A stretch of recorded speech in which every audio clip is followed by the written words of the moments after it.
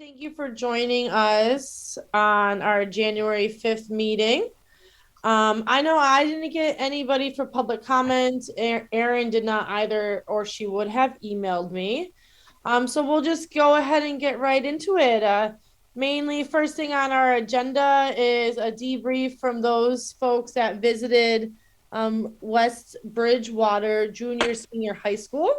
That was a design by the Flansburgh group. So, Margaret, I will turn it over to you for a recap from that visit. Well, and I am going to turn it over to Rena and Mark. And hopefully, actually, I'm not sure. Mark and Rena, I think Jamie said she was not able to attend tonight. So I think it's really the two of you. Yes. And she was going to share some photos with me, but I haven't seen them. So why don't can I ask Rena, perhaps you could kind of kick this off and Mark could chime in and let me look for some images of the building while you're doing that, okay? Yeah. Okay. Excuse me, I have a question. Hello? Yes. Go ahead. I'm Joanna, the interpreter. Should I be interpreting simultaneously or am I not interpreting? What's happening with that part? Anthony, you're the most well versed on that. Usually, I think when a person needs interpreting, what happens? There's usually a room. Alanis, do we have the Spanish room set up? I will do that now. I just did it. Okay, so do you add Joanna to join that? Yeah, so I can just say that, and I'll say it in Spanish, que si hay alguien que necesita interpretación, pueden apretar el globo debajo de la pantalla y hay alguien que puede interpretar. Sorry.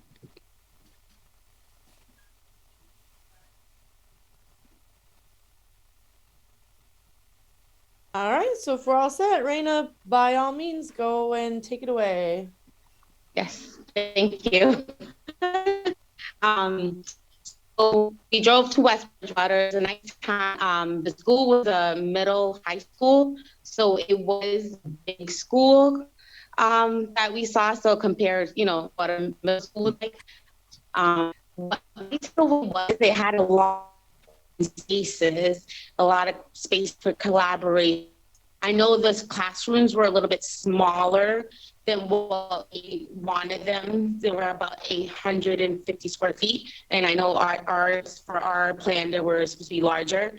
What I did like those little common spaces in between all these classrooms or little hubs. And also there was little smaller classrooms for pullout that also within the classroom, there was an office and another small classroom. So you can simultaneously, have a teacher prepping, have two small groups pull out. So that was good, but it really was very open, a lot of windows, very nice. Again, high school to a middle school.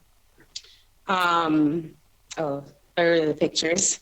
Yes, it's very open. So, and what I got from the tour and speaking with the superintendent, because the superintendent gave us a tour with the principal, I believe, and then there was two representatives from and I'm sorry, the representative from Flansburgh. They were very. What I got from the superintendent is Flansburgh really listened to what their needs were, and they really worked with them and the committee, because he said the committee was very involved in this whole process. So there was good communication between the committee and Flansburgh, and they really, he was very adamant about is they really listened to what they wanted and what they needed, and they did exactly what they wanted. The building's been there for 8 years, and they're still in love with that building. It still looks new. It still looks great. So those were my main takeaways. Like they really just took their time and gave West Bridgewater what they were asking for and sat down and listened to them. So that's what I have so far. Mark can add more, I'm sure. Nope, you said everything perfectly. Thanks. No, it was a great facility. I feel that we're in a great spot. Whoever we go with, both facilities, and I think we talked about it on the way home, Raina, was you feel like you want to go in and learn. Like they are places of learning. When you look at Peck and just like the institutional kind of feel you get there, like, and I went to Peck, these places are, we're in a good predicament, every place had something, both schools had something unique. I felt comfortable with both architects. And at both schools, they had a lot of good things to say. The superintendent here said that the contractor was really a bear to work with, and the architect really did a good job of, keeping them where they needed to be to get the job done. So that was good, and I felt that added a level of comfort with the firm, and that they're, no pushovers, I guess, if you will, and hold the contractor's feet to the fire. So I think that's something that's valuable. And from their first interview, I kind of felt they were kind of up in the air, Flansburgh, about the kind of the slope and the topography of Peck School. So I asked them that and about that, and they felt, after they've talked about things a little more, that they felt very comfortable about being able to make that site work for this school. If you remember, they had submitted 2 proposals, and they felt that other school wouldn't have fit well, and that's why they had us come to this one. And as you can see in the picture, there's a wonderful, beautiful courtyard, and we asked the superintendent and teachers, and it's used. It's part of the curriculum. Kids go out there, they use it, and I think with a little ingenuity that we can really put kids in a nice outdoor space and really expand their minds on things. So, you can't really see it in the picture there, but to the left through the courtyard, there's what looks like barrels. So they're capturing rainwater off the roof. Yeah, they're here. Yeah, to water, to be able to water the lawn, and on the outside, the exterior perimeter, they're doing the same thing to be able to water the plantings and everything else, to save money, put some of that rainwater back in the ground as opposed to getting it, through the sewer system. So it had a lot of great aspects to it. And I think whoever we go with, that we're gonna be good, and I'm excited for the kids, So I think we're in a good spot. I'm just, I'm not sure. Can you all see this video that I just pulled up? Yes. I'm going to actually close this. Just a couple things that I would like to add. So I think that they did a nice job when we were there explaining how they would adapt the building to the site. And a couple of things about the way the building is organized. Because it is a junior, senior high school, basically the middle school kids are on one level and the high school kids are on the upper level, which is a very nice arrangement, and I think would also work well for a full middle school, in the sense that there's a way to kind of split the grades up that makes sense. Just to talk a little bit about the way the building is organized. This is probably a good diagram. So you come into the building, and this diagram's a little bit strange. You come into the building here where this red line is. And this is the courtyard, as Mark was saying, and this is the glass wall. And then on this side of the red line are the shared spaces. So they have in the central hall is this auditorium, cafetorium space, and then they have the gym to the left. And it's actually, in that sense, organized quite like the way in some ways, like the way the Mount Vernon School is organized, in that you come in and the community stuff is to your left, and then the classroom wings are to your right.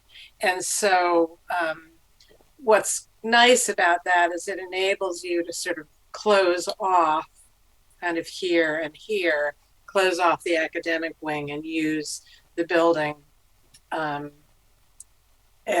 for public uses. I just wanted to share, if I go back up, the space that we saw when we walked in was essentially this space looking towards an enclosed auditorium space. But they also, I just want to make sure this works. They also sent me some pictures of another space that they did that's similar. Can you guys see this now? It's sort of more of a gray and white page.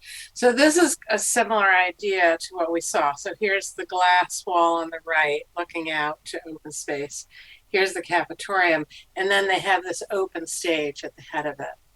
And this seemed like a likely approach for a middle school where the MSBA won't fund a separate auditorium, but you can make the cafeteria space into this multifunctional space that you can use to do performance in a space that is separated from the rest of the building if you want to use it after hours.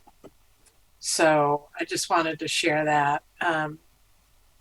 Yeah, and I will agree with both Mark and Rena and say that the building looked kind of incredible for having been open for 8 years, that there was truly astonishing continuity. The architects, who obviously have not been there on a regular basis in 8 years, actually knew a lot of the people that were there. A lot of the teachers who were there have been there for a number of years, remembered the architects and welcomed them and sort of spoke positively about their experience, as well as the superintendent, who was the principal of the school at the time. And we had heard, the folks who made reference calls had heard that as well. So I agree also with Mark that I think these are two kind of really terrific choices. So I'm going to shut up because I see that Peter has his hand up. So Peter.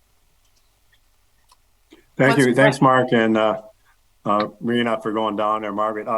My concern, and I like the openness of it, the courtyard, Mark, you stated that was used. Is that like classroom also, or just outside, relaxing? A little of each. There might be something in the STEM room that they, put together and then go outside. I'm just going to say blow it up. They weren't blowing up stuff, but, to test something out, or AP classes might go out and read and discuss things, so it definitely was used, not just for hanging out space, but for, academics, right. Science class. And, they were at I met the STEM teacher who had a free second. So I was talking to him, and what he does over there, like 10-week quarters, is the kids make electric guitars. They have this program, and that they design it themselves, and then their wood cutting router kind of cuts it out and everything, and they add the electronics to it. And at the end of 10 weeks, these kids have like a full functioning plug-in guitar. The kids were like jacked up about it, just like super excited. But they're learning about woodworking, they're learning about electrical, they're learning about engineering, all while making this electric guitar. Made me want to go back, but That's pretty cool. Yeah, I it mean, was really cool. and I think that's important. You want to have a building that's want students to be at it and to learn. Rena, you stated about the classrooms was a little bit smaller. What was it, Margaret? What is the classroom size that we were looking at for Holyoke? So, so the classrooms in the original Holyoke program were 900 square feet and up. So I think the base classroom was about 900, and partly because the district was at that time really focused on developing an inclusion model. Some of the classrooms were bigger, and then science classrooms are sort of in their own category because that they have a separate larger program. This building, the classrooms were more like 850.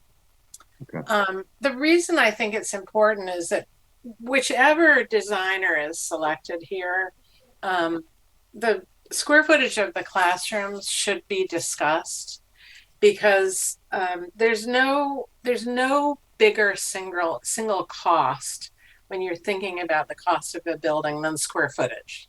Like if you can cut the cost of a building by 5%, if you cut the square footage by 5%, you're going to cut the cost by 5%. So there is I'm not saying that we should go to smaller classrooms. I think it should be explored, and in either case. And it was helpful to see these. Now the classrooms in the Mount Vernon school that we went to see were definitely bigger classrooms, and that has enabled them because they had this sort of big influx of folks, particularly from Brazil, who increased the population of the community. It has allowed them to sort of make much bigger classes. So there's a trade-off there, cost versus flexibility in the long run. And so I'm not here to say there's a right or wrong way to do this. It's a discussion that the building committee will have. And can I just add something to that? Yeah. Forgive me if I'm wrong, and Margaret, if you can correct me, but so Peter, when we do pick a model school, we will then speak with them about like what our needs are for each classroom. We're not stuck to the 850 that we saw or the 950 maybe that we saw at the Mount Vernon school. Yeah. You know, we will be able to talk to them about those class sizes, also, you know, colors of the paint, you know, the finishes, the flooring. You know, we're picking like a base model and we're able to tweak it to what our needs are. Yeah. Yeah. And Margaret, you stated one more thing. I like the idea about the auditorium and the cafeteria together. That design looks beautiful, and if that can work, you know, in our school, I think that would be a big benefit because you said the MSBA wouldn't fund that, the separate building. Yeah, so, you know, it's interesting. This building that we saw yesterday does have a separate auditorium, but that was clearly a choice that the community made. And sometimes communities do decide to build standalone auditoriums as part of their projects. In this case, it was also a high school. So the high school program enabled them to have an auditorium. We won't have that here, partly because it's a middle school and the MSBA doesn't support that auditorium, but mostly because in terms of kind of getting the best bang for your buck, the cafeteria model where it can have these flexible different uses is really what would be recommended here. Yeah, and one last thing, I think the community area, that's a big, would be a big benefit for Holyoke, because if there's a separate area, that gives the residents an area where they can meet, and it would be a bigger, I think, plus in this school, that if we did have that separate area that's broken off from the school to meet for public meetings, I know that would be a big benefit to the residents of the city. Definitely.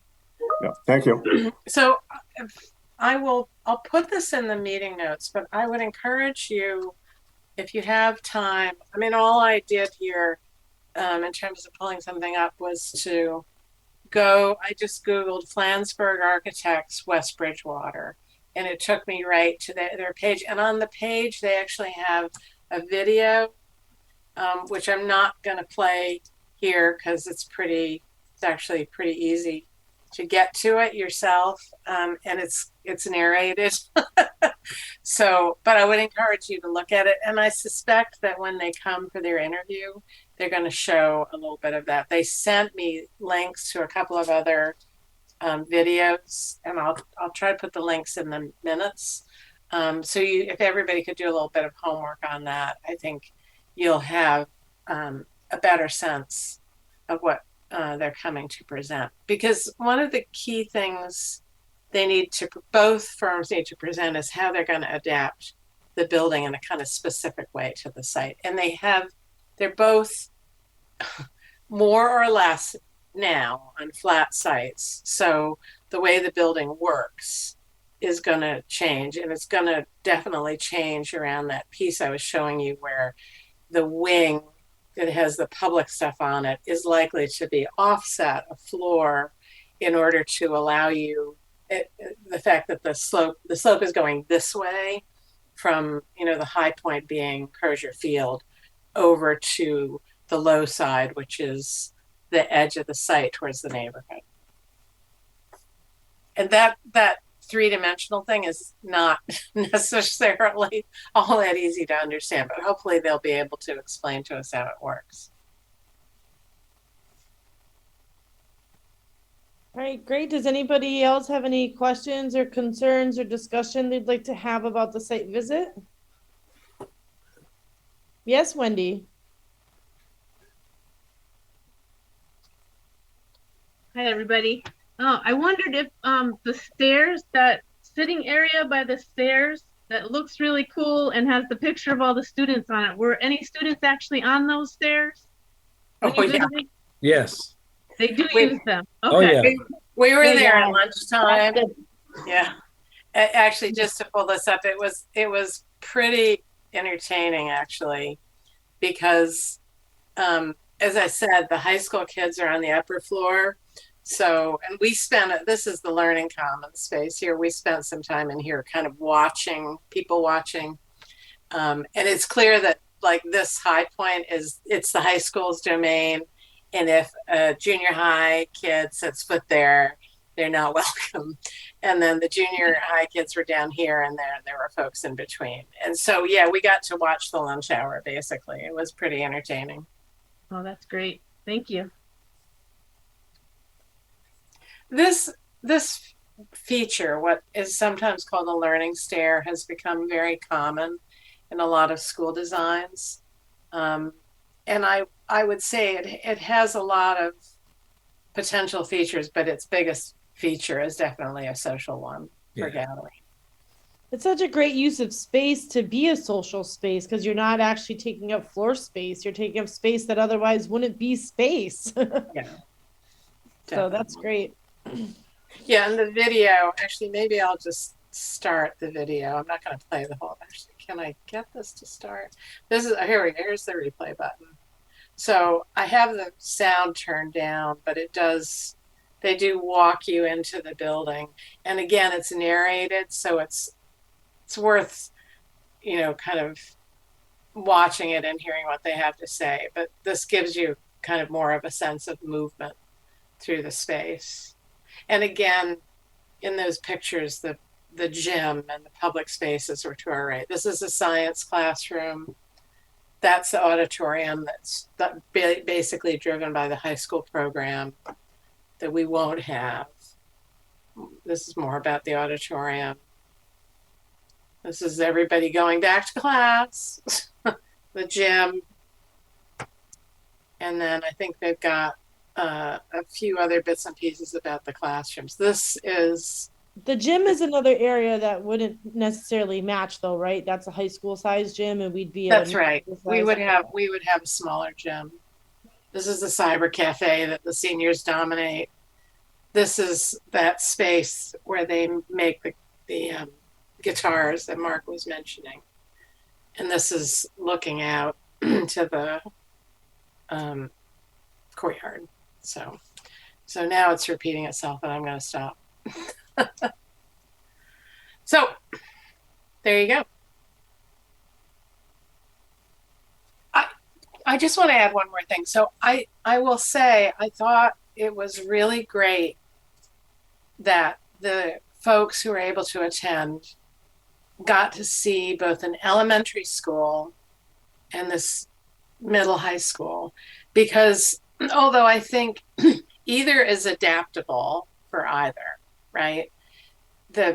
You definitely got a sense with this building of the kind of richness of the curriculum that you want to have in a middle school in a way that was very different from the elementary school setting. And I think it's that cross fertilization of these two kind of schemes that is, we're sort of, what we're doing is in the middle of the two of them. One was 100% in elementary and the other one was 100%, junior, senior high school. So our program is a blend of those two. All right. Well, you're presenting on the next section as well, Margaret. So if you want to just continue on, we'll review the details for the round 2 interviews that we have coming up next week. Yep. So I believe the next item is to give you all an update on the MSBA board meeting that occurred last week. So it was on that we actually had after going over the reviewing the details for the round 2 interviews. But if you want to do that first, it's up to you. No, that's fine. So I believe that Aaron has us starting next week at 5:00. Does that sound right? That's correct. Yep. So what we're going to do next week is we're going to have the 2 interviews back to back. We're going to start at 5 p.m. and then she's actually booked 3 hours. So we'll do an hour of one, an hour of the second, and then we'll have a discussion. We're going to post in the on the agenda possible vote on ranking these. So the committee does not have to do this right after the interview, but if you are ready to do it, we would have a discussion, and then I will go around and ask you all, sort of call roll, and you will rank your number 1 and number 2. And if there's a clear number 1, then the next step is for myself in partnership with Whitney and Jamie to negotiate with the top ranked firm. I think we should definitely probably plan on ranking, at least to gauge, and if it's a very close vote, maybe we don't finalize, but Mr. Lubold? Yeah, I was just going to say too, we should really probably be prepared to vote. I mean, the more we put it up, we still got to go before city council, okay, and that's going to be time consuming. And if we put it off, I've heard it before, why'd you wait so long to come before the city council? And time is of the essence in terms of just the cost of this thing and getting it to where we need, approvals into the MSBA. But also, I just wanted to say, you think we should have Flansburgh go first this time and kind of reverse the order from the first time to, they had a tough time with electronics the last time, and that might have been a little off-putting. And maybe this will give them like a time to maybe put their best foot forward first and see how we feel about both after that. I'm fine with that if that's the committee's preference. I don't have a strong feeling about it. Yeah, if the firms, if it works for them, because I don't know if they've already been told their time. I'm not sure that they have, and I will have to just double check that works for everybody. But yes, let me look into that. Okay. Mr. Tallman?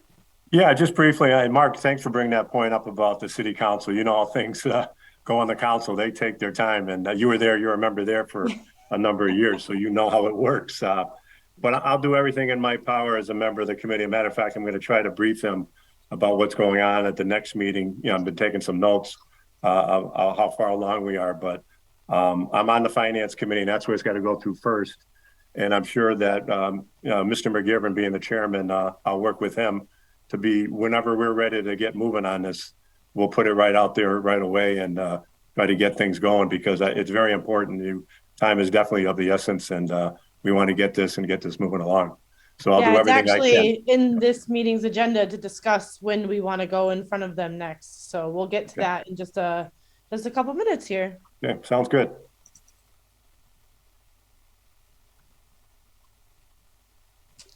All right, Margaret, if you want to continue, if you have anything else that we want to discuss regarding the interview time for next week. No, I think that's going to be it. Other than just to say, I think it's really important that everybody join as soon as they can, so that we can start with a quorum to begin with. The MSBA actually has a rule when they're in charge of the interview process that if you weren't there at the beginning of the interview, the first interview, you don't get to vote on either one. So we're not going to be that hardcore, but I do think it's important to hear them both out in their entirety. So, and you guys do already have the agenda for that, with notes and pre-work from Aaron, so you can do some studying ahead of time and review the questions and the information that we'll be looking for to make sure that it gets well accomplished. All right, well, moving right on, then I guess we'll discuss the timing of when to go to finance next. I had this added to the agenda because I figured, I'm sorry. First, we're going to talk about the change to the MSBA funding formula and the reimbursements, which the timing of that is perfect to segue into when we should go and give Finance Committee an update. So, Margaret, if you want to touch on that. Yeah, I'm just trying to figure out the best way to pull this up. This is sort of something that's embedded in my email, so I'm just going to show you this because it seems like the best way to see it. Yeah, here we go. So the MSBA met on the 21st, so just before the holiday. The MSBA board met, and they had begun considering a few months earlier a possible raise to the cap. Now, hopefully everybody remembers the sad diagram that we've seen where the cost of construction is doing this, and then the cap is sort of, going up over time, but it's not sort of keeping pace. So there's been a lot of discussion about that recently. The MSBA has made and the MSBA is very much recognizing that there's pressure to raise the cap. So they had a previous discussion. This recommendation came before the board, and they voted on it. So for background, when we went to the MSBA with a previous project, the cap was, I believe it was $333 a square foot. And the project cost at the time, I think, was $458, $68, something like that. Now they raised the cap once since then to $360, and now they're raising it up to $360, from $360 up to $393. So it sounds great. Unfortunately, again, if you look at that trajectory, they're not keeping up, but neither are we losing ground here. So that is going to be helpful. And the other thing is they've always had a pretty tight cap on how much they'll reimburse on site costs. So we've talked a little bit about, flat site, small site, no problem. Big site, slopey site starts to get expensive. So they're also bumping up the amount they're going to increase on site work. So I can't tell you today, because we don't know what the cost of this project will be, exactly what that means, but it's good news in general. It will definitely mean several $1 million more of reimbursement on the project, I anticipate.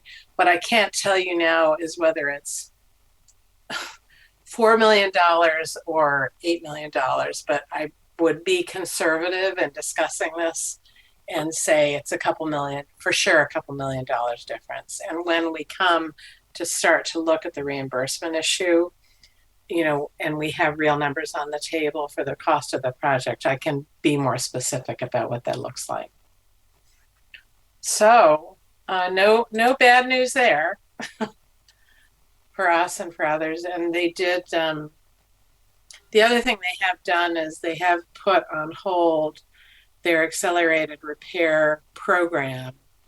So they're not taking, you are in that program already for some repairs to buildings, but they've put a hiatus for an indeterminate amount of time on taking in more applications for those. And that is to create some extra budget money, because I think they see, at least for the moment, the cost of construction is not accelerating as fast, but neither is it stopping.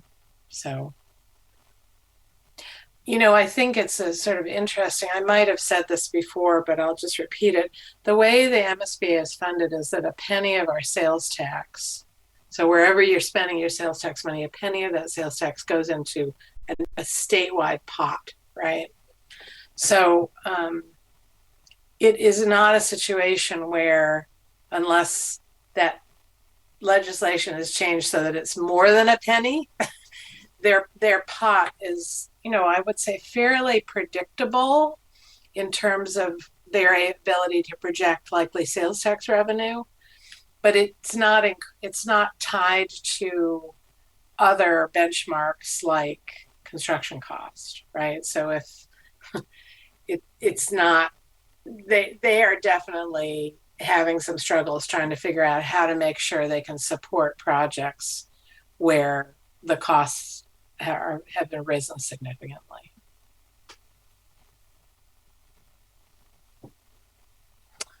That's it. Mr. Yost, you have a question or comment? Yes, just to clarify, Margaret, that money that's not going into the accelerated repair program, that would go toward this type of project we have? Well, I mean, if you think about it, so I should probably know the number. Whatever a penny of sale tax is for a year goes into a pot, and that pot has, for the past, I want to say, decade, has been divided into money for core projects, which this is. So a core project is something where you're renovating, adding on to building a building. And then they created this accelerated repair program about a decade ago, and they carved off a certain amount of that sales tax pot. What they've done now is they've suspended that going forward because they see that the demands on the core project side have been increasing, and they can't do both, at least at the moment. All right, so that would make more money available for the core projects. It will, but I also don't believe that we will see another cap rise as part of this project. So the cap, if the new cap is, let's say, 393, I would not expect to see them raise the cap again within the year. So what will happen here is we will pick a designer, we will do a schematic design. It will go to the MSBA board, and at that point, the MSBA's contribution is fixed based on the cap at the time, which is likely to be this 393. All right, I got you. Thanks. Yeah. Anybody else have any questions or comments? I'll just say that I think it's fantastic. I mean, granted, it could always be more, but it's more than we had last month, which will only help our case. Anything that can help offset the budget of this project is going to be great. So we'll use that to segue right into our next discussion, which is to discuss the timing, going to the finance committee for an update. I had suggested that Aaron add this to our agenda, anticipating that with the new year and by the time we'd actually get into their meeting, we will likely have selected our designer by then. We may not have finalized our contract with them by then, But I thought either way, it would be good just to go in front of them and give them an update, let them know what we have going on. And now with this added information, I think that's even more pertinent. So Erin, what's for my notes? What's the date then? I don't know if they have a date. So that was going to be my next question to Peter, and then for the committee to agree to of, when your next finance committee meeting is. Do you have to suggest something at city council first? Or is this considered like an ongoing issue so that you can just add us to your agenda? So Mr. Tallman, if you could let us know when we could potentially come forward. I think possibly either the first or second finance meeting in February. We have a meeting next week. But it's sort of late to get that out there because we had a full slate of things on the agenda. So I'll talk to Joe McGivern, and I think it is already something in the committee already for the last discussion that you had. So we could just file another order update from the school building committee to update the finance committee on the latest developments. So I'll talk to Joe on that, and hopefully we can get it either the first or second finance meeting, which might be the first week or the second weekend. Yeah, that would be great. I would say the sooner the better. Just, even if we haven't, like I said, haven't finalized our contract, this is really good information. And, we want to keep everybody as informed as possible. Right, absolutely. About the process and letting them know how, what we have going on. So I'd actually like to we should probably take a vote on that. So if somebody wants to make a motion, I'd entertain a motion that we as the committee are prepared and ready to go in front of the City Council Finance Committee again for an update. I'll make a motion that we're ready and prepared to go to the City Council Finance Committee for an update. All right, great. Do we have a second? I'll second it. I think that was Jessica, correct? Yes. Okay, great. So all those in favor that are voting members, you can either raise your digital hand or your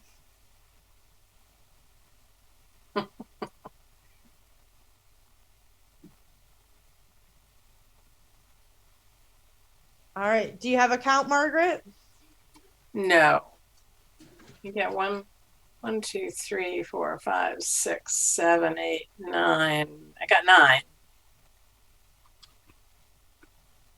We got Wendy online there, but I don't know if she's not a voting member. Okay. Okay. All right, folks, put your hands down. Do I have any in opposition? Seeing none. Okay. Any further discussion on the topic? Which I should have asked for before the yes votes, but I'm not perfect. So, all right, great. Awesome. Can I just ask, so Peter, the dates of those meetings in February would be? I'm not sure. We don't have those set up yet. The finance, the chairman sets up the meetings through our administrative assistant. So they're not on regular. Is there a regular day of the week that you meet? No, it changes. Sometimes it's Monday, sometimes it's on a Wednesday. So okay, good. So you're gonna let us. Yeah, it would probably be right after the first meeting in February, our first full council meeting, which I believe is, I got my calendar with me, but is it about this 7th maybe is our first meeting in first Tuesday in February? That's the first Tuesday. Right. So it could be after that or the following 2 weeks. It could be the 8th or maybe the 22nd of Wednesday. But I will try to get that to the Chairman McGivern and find out when we could put that on the agenda. Great. And I will tell you that in talking to Mr. McGivern, I cannot imagine a world in which we will not know within, I could say, a maximum 10 days of the interviews, assuming that you all vote. There's a clear vote to rank the firms. We will have a negotiated fee by the end of this month. Great. So we'll probably have all that put together by the time we get in front of finance. Yes. So actually, once we have the information, I don't know if Mr. Yost, if maybe you want to have a subcommittee meeting and kind of organize and come up with a presentation for the finance committee. Obviously, completely up to you. I'm just thinking out loud as the chair of our finance committee. All right. Anybody else have anything they'd like to add to that? Mayor Garcia, did you have any thoughts on anything? I see you've joined us. Yeah, no, I've been on. I probably joined on like 5 minutes late, but I've been listening in. All good. Very proud of the amount of work you guys have been doing. Um, and this is, I think we're in a solid position. All right, great. All right, guys. So moving on, we're going to approve the minutes from the last meeting. If everyone has had the chance to review those, I'll entertain a motion. Thank you, Mr. Lubold, to approve the meeting minutes. I'll second. Thank you, Mr. Tallman. All those in favor of approving the last meeting minutes, please raise your physical or digital hand. 2, 3, 4, 5, 6, 7, 8, 9. Got 9. All right, great. Thanks, Margaret. Checking on the actions from the last meeting. Are we all set with these 2 checkpoints here, Margaret? Margaret could conduct the Flansburgh MVT. Yes, we know they're free, so that's all set. Yep. MSB members review submitted. Okay. All right, so that's all for tonight then, folks. So our next meeting is next Thursday. Are we meeting the 19th as well? So are we meeting 3 times this month? Well, I think. Are we sticking with that? I think at the moment, I'd like to keep that meeting if people are available, because if we're able to bring back within a week a negotiated fee, yep, it would be great to have the meeting set up, but I can't guarantee you we'll get it done in a week. Okay, so we'll leave that in for now, and if that Monday we determine we're not going to have anything to meet about, I guess we can send out a notice to the committee and change if necessary. So Thursday the 12th, don't forget to please try to be on by 5 o'clock so we're up and running and ready to go right at 5 with whichever firm is first. Margaret will let us know which one when she contacts them. Okay, great. Anything else anybody wants to bring up? And Josh, I'm assuming we don't want to update yet on the financial forecast. Should I continue to keep that in as a moving forward item? Yeah, I just, the council earlier this week just moved it to finance committee. So now it's just in the matter of the finance committee scheduling a date, getting it on the agenda so we can, review the model. So once I know what that date is, I'll let y'all know, and you can feel free to join in on that. All right, great. Thank you, Mayor Garcia. All right, everybody. So unless anybody else has anything they'd like to discuss, I think we are all set for tonight. Motion to adjourn. Second. Third. All right, so Mark made the motion to adjourn. I heard a second. I'm not sure who it was. I think it was Mr. Soto. So all those in favor of adjourning? We got it. 9. Thank you all, and good night, and see you next week. Thank you. Have a good night.